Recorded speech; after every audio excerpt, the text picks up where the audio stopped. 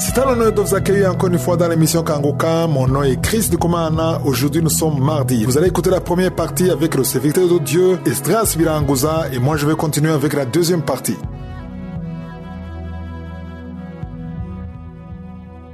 Shalom.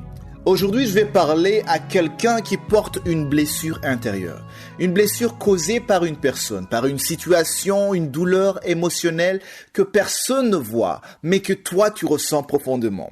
L'une des choses qui peuvent nous empêcher d'avancer ou de recevoir les promesses de Dieu, ce sont les blessures. Elles nous poussent à nous focaliser sur elles. Elle capte toute notre attention, elle s'impose même lorsque nous essayons de ne pas y penser. Une blessure peut entraîner une perte de confiance, développer une méfiance envers les autres et te pousser à te surprotéger par peur d'être blessé à nouveau. Prenons par exemple une personne qui a été blessée par une relation amoureuse quand elle était en couple. Le diable peut utiliser cela pour te dire que tous les hommes sont pareil, ou que toutes les femmes sont pareilles. Quand tu leur fais confiance, ils vont te blesser, ils n'attendent que ça.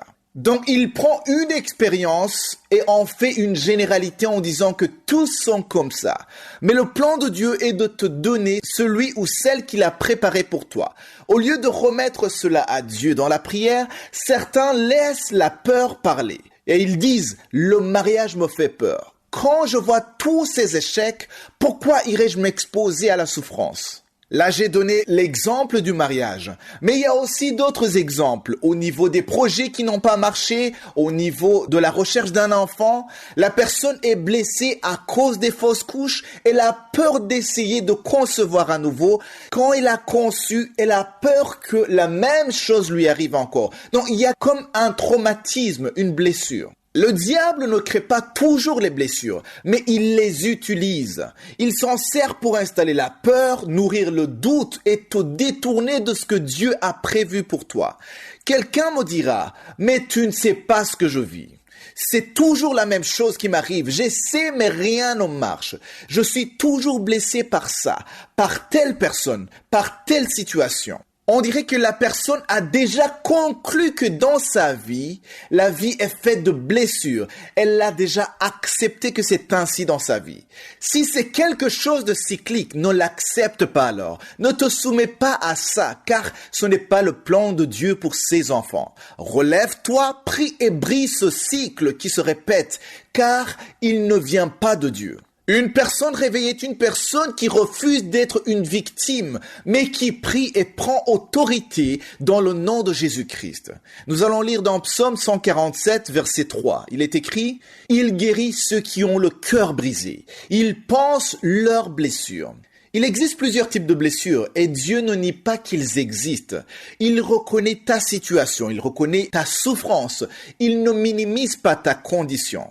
Aujourd'hui, il te dit qu'il guérit ceux qui ont le cœur brisé. Il pense leurs blessures. Maintenant, prends cette parole et médite-la. Elle t'est adressée. Parfois, on entend la parole de Dieu et directement on pense à quelqu'un d'autre parce qu'on connaît sa situation et on lui dit aujourd'hui dans Kanguka, ils ont dit une parole qui était pour toi. Ça aussi c'est bien, mais j'aimerais que aujourd'hui tu acceptes et reçoives cette parole comme une parole qui t'est adressée directement. Examine ta vie, regarde où tu as des blessures quelque part qui t'empêchent d'avancer, qui t'empêchent d'exceller. Cette parole est donc pour toi. Dieu vient te guérir et panser tes blessures. Tu peux te demander comment est-ce qu'il va faire juste en écoutant Kanguka, en recevant cette parole. Dieu va le faire juste en ayant confiance que cette parole t'est adressée. Il est capable de le faire, mais il faut que tu l'acceptes. Il faut que tu acceptes qu'il te guérisse. Il y a des gens qui ont des blessures qui datent même de plus de 10 ans, de plusieurs années, mais qui ont refusé de guérir. Des gens qui parfois évitent de parler de leurs blessures même à Dieu. Non pas parce qu'ils doutent qu'il est capable de les guérir, mais parce qu'ils ne veulent plus ressentir cette douleur quand ils en parlent. Quand ils en parlent, ils reviennent dans le passé. Il y a les mêmes scènes qui se passent dans leur tête. Les conversations, les événements, tout ce qui les a blessés reviennent. Mais aujourd'hui, je t'invite à accepter d'être guéri. Accepte de pardonner. Accepte de tourner la page afin que Dieu te donne ce qu'il a préparé pour toi. Parfois, il faut accepter de fermer la porte derrière soi de la pièce du passé pour profiter pleinement de ce que Dieu est en train de faire dans la nouvelle pièce.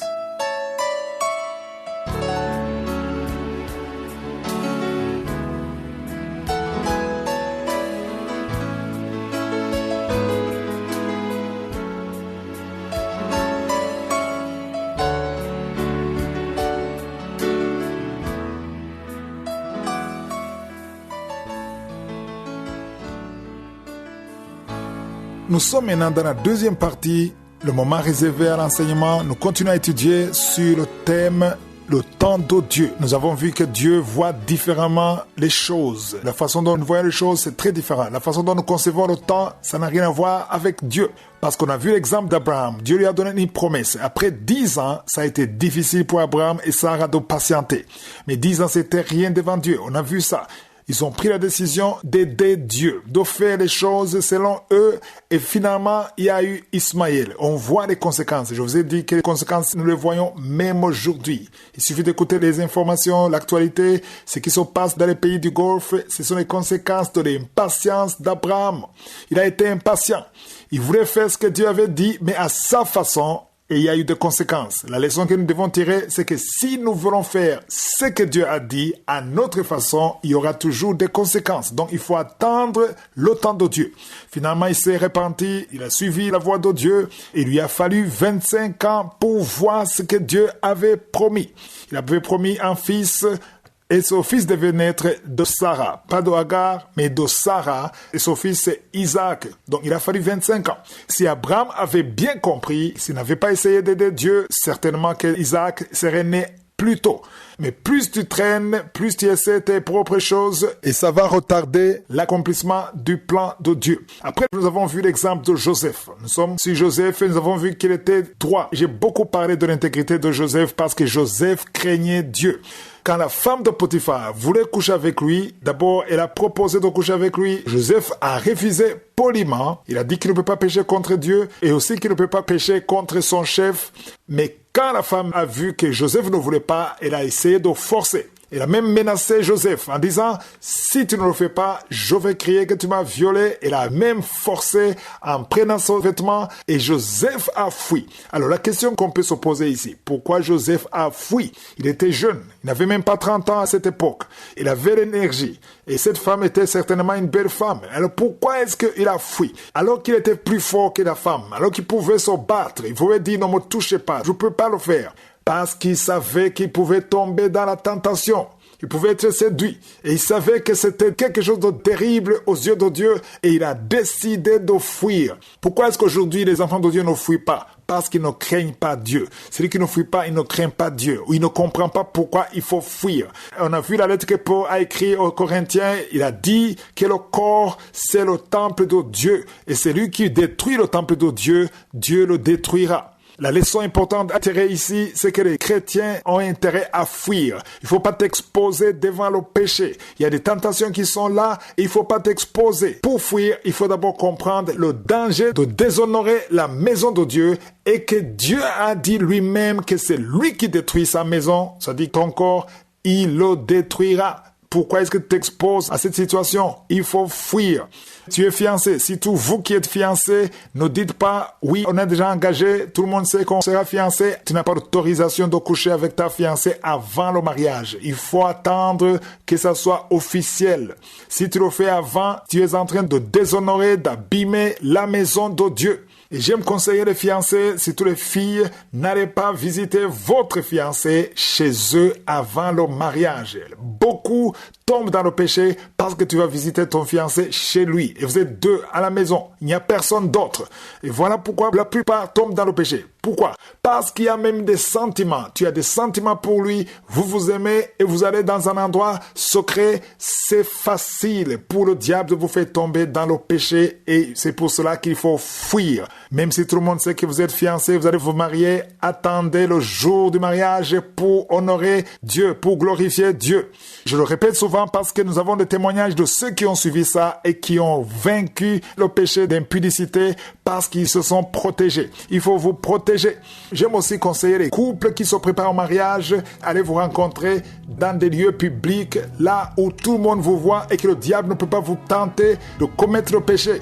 Vous ne pouvez pas commettre le péché publiquement là où tout le monde vous voit. Voilà pourquoi il faut vous protéger pour la gloire de Dieu. Beaucoup pleurent et regrettent parce qu'ils n'ont pas eu la révélation de ce que je suis en train de vous expliquer. Si je suis le vœu, on va continuer dans Kanguka de demain. Je vous souhaite tous de passer une journée bénie.